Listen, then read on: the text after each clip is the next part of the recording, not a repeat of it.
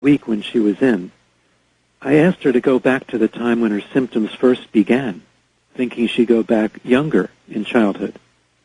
But that statement, go back to the time when your symptoms first began, that was the trip. That her subconscious mind taking that literally. Got you. That's when it went back 4,000 years, because one of her symptoms was a fear of gagging or choking, and also a fear of water.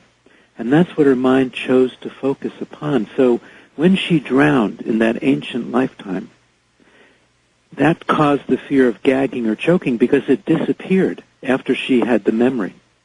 And so that was the key. Huh.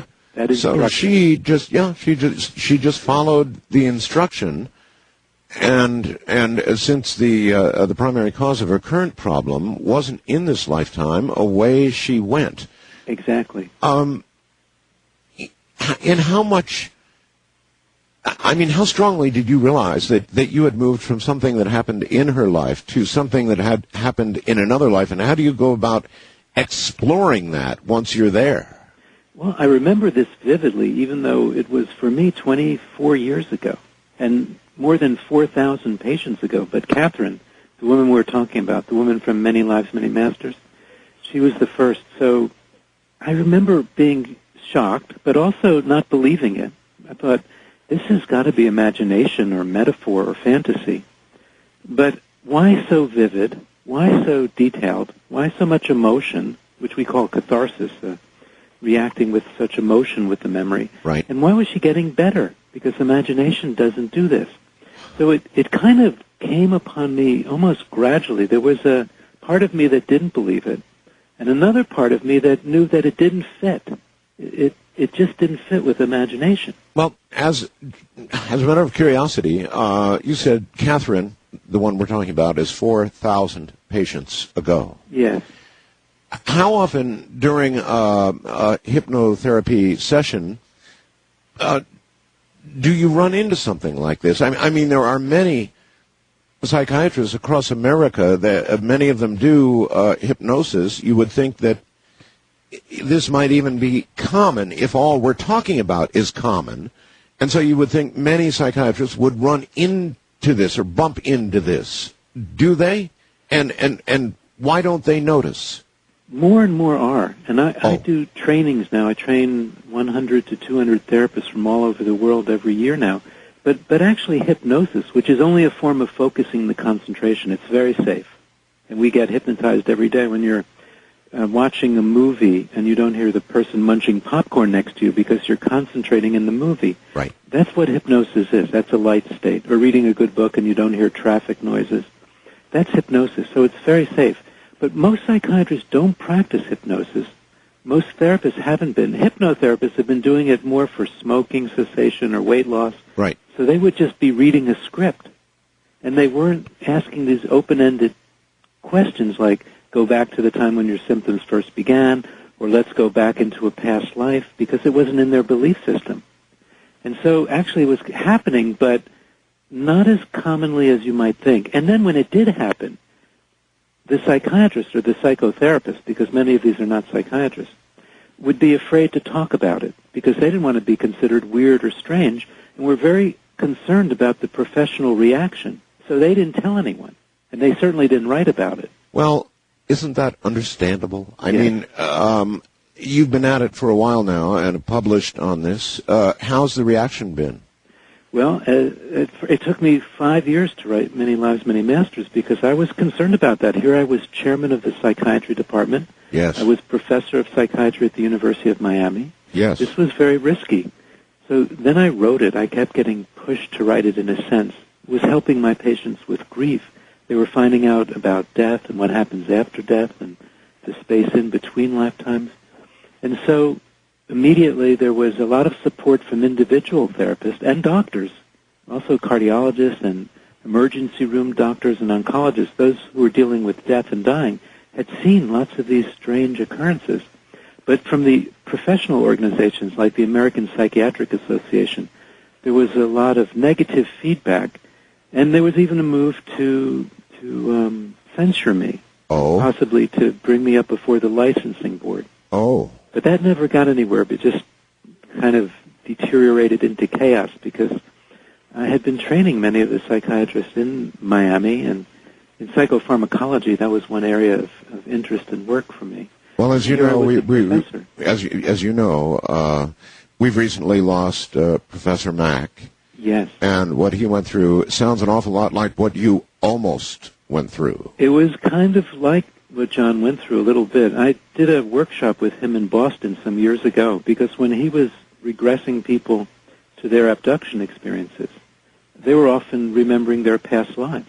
So he called me up and said, Brian, I'm validating your work. And I would like you to do a conference with me up here in Boston.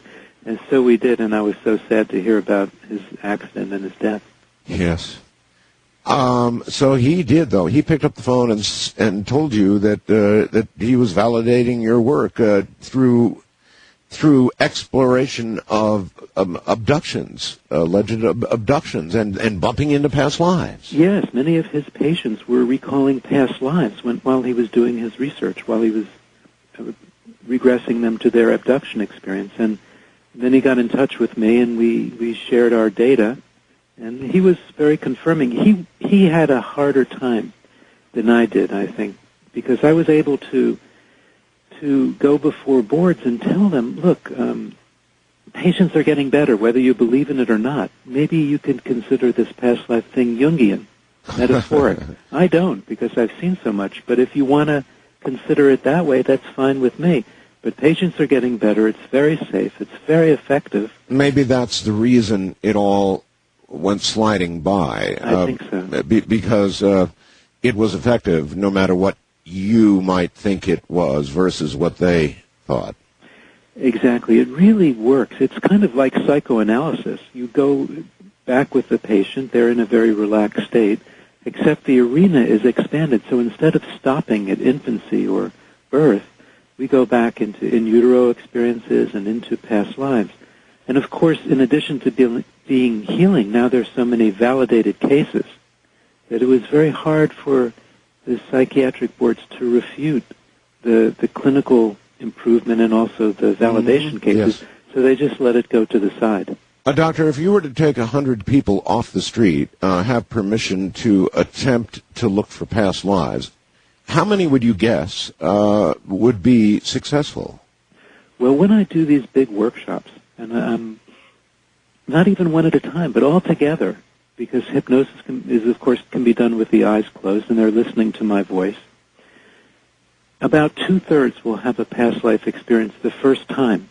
Oh. And if we did it more often, then it would get up to around 80%.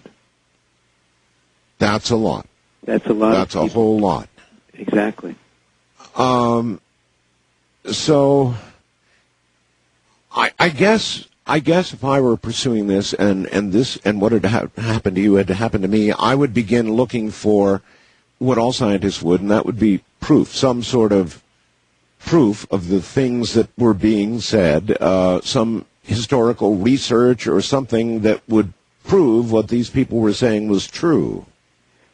Of course, I look for that too, and usually the patient is tracking it down, and there's some incredible validation cases. And yet there was the other avenue that I was also exploring, and that was the therapeutic benefits, the healing, the people getting rid of symptoms. Of course. So they were both going on at the same time. Well, I'm sure that would be your primary job. Secondary, in researching all of this and trying to prove it so that you could write about it, it'd be very helpful to run into proof. Oh, exactly. And there's some cases, such as the case of Jenny Cakell, the British woman who found her past life children, because many of the people have reincarnated. Now I'm going to talk as if I believe in it, because I do. After 25 years of doing this, I've seen so much that I really do. But I understand that listeners may not yet. And of course, there's as you try it, as you experience it, you learn so much more. But Jenny, along with several other people, have found their children from past lives. So many have found their graves or records of their lives that they're recalling under hypnosis. Many people have been able to speak foreign languages that they've never learned, this ability called xenoglossy. And I can tell you in more detail some of these cases, but they're just amazing. Yes, I would be very interested in that. I mean, I struggle with the whole life after